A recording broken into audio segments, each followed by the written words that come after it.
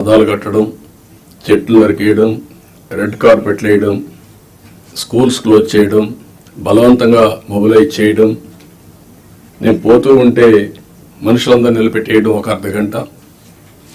This are all not required. మేము కూడా మాకు ఒక హోదా వచ్చింది ప్రజలకు సేవ చేయడానికి.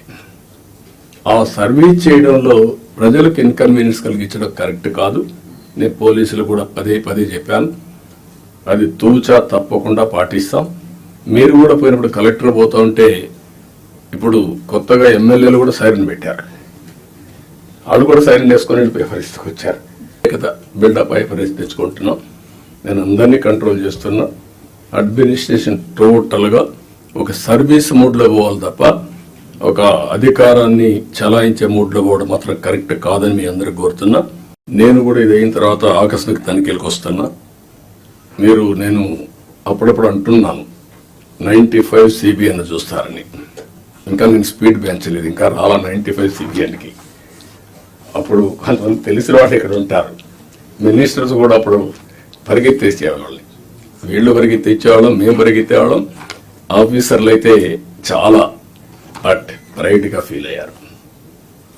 ఈరోజు హైదరాబాద్ కానీ మొత్తం డెవలప్మెంట్స్ కానీ ఆఫీసర్లే చేశారు. ఈ విషయం కూడా మీరు గుర్తుపెట్టుకోవాలి. ప్రజలు మాకు మ్యాండేట్ ఇచ్చారు.